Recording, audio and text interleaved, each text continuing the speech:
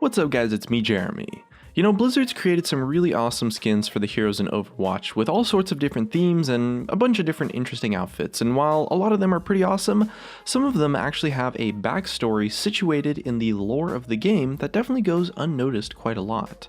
And these skins actually tell us a lot about the heroes they're for and are designed to help us connect to our favorites in a really visual way. So today we're taking a look at some of the more story-driven skins in the game and why they're there in the first place. And so if you guys enjoyed the video, definitely hit that like button, and if you don't enjoy the video, feel free to hit that dislike button too, and let's get started.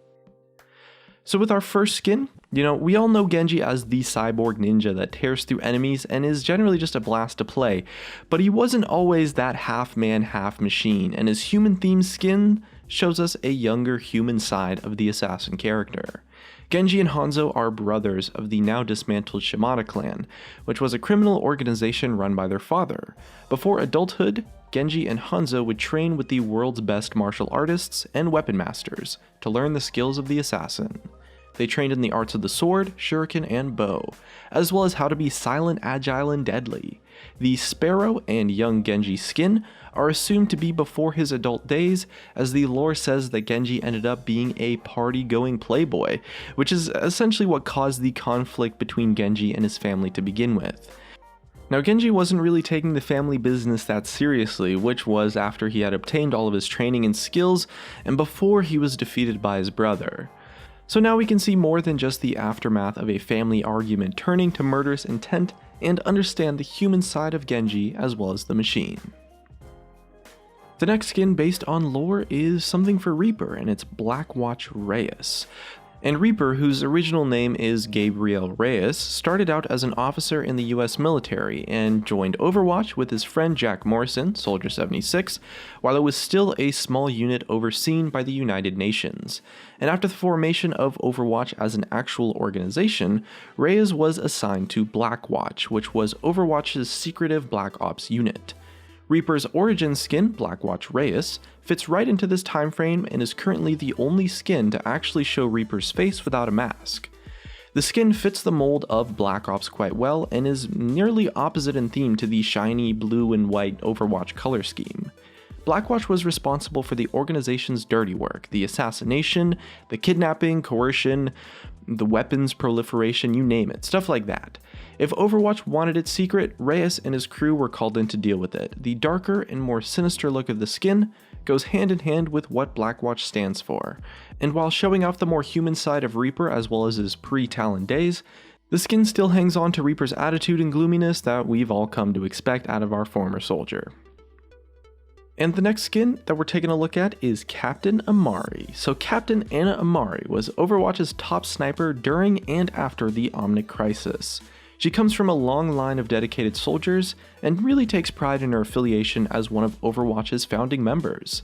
And it's no surprise that the Captain Amari skin shows that off really well, as she's draped in official Overwatch colors and insignias. During the time frame which the skin is a part of, she didn't actually use her current weapons. At the time, she'd actually use her Kinemura rifle to pick off enemies from a distance under concealment of cover, although for gameplay purposes the skin of course still shows her biotic rifle. Anna continued to play the sniper role for the Overwatch team until her last mission, where she went toe-to-toe with Widowmaker and left with a wound that would remind her of her failure to those that she couldn't protect. She went into hiding at that point, and the Anna that this skin represents was long gone, replaced by the older, wiser, and a lot more mysterious support sniper that's become a part of the roster today. And the next skin we have is Strike Commander Morrison. So sitting right alongside the Captain Anna skin, showing off the Overwatch pride, is of course Soldier 76's Strike Commander Morrison skin. As Jack Morrison, also known as Soldier 76, he led the team fighting the good fight. Morrison maintained this heroic stature covered in blue with his single-eye visor ready for some real-time intel. Morrison joined the US military at the age of 18 and quickly proved himself to his commanding officers. His skills and leadership earned him a spot in the government's Secret Soldier Enhancement Program, where he was genetically altered and given superhuman speed, strength, and agility.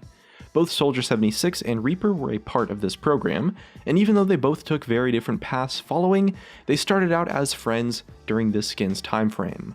Throughout all of the lore videos and articles that Blizzard has given us, we can definitely see in pretty much all of them that Jack Morrison has this skin's outfit on. And even the statue at his memorial shows it off, so there's definitely a ton of symbolism as to what Overwatch stood for, as well as what kind of man Morrison was before he became this angry, bitter vigilante. Now the next skin we have is Security Chief Pharah. Pharah's original skin shows off her early military career before she joined Helix Security International.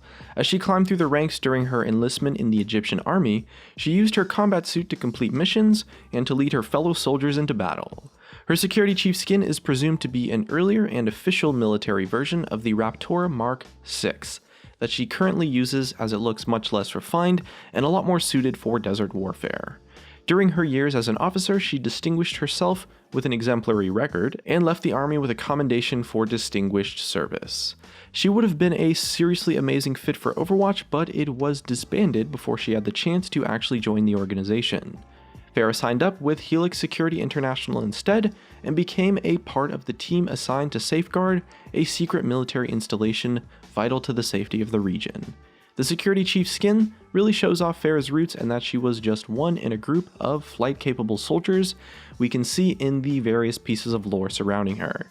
It shows the natural evolution of her suit, as well as herself from rough beginnings to polished soldier.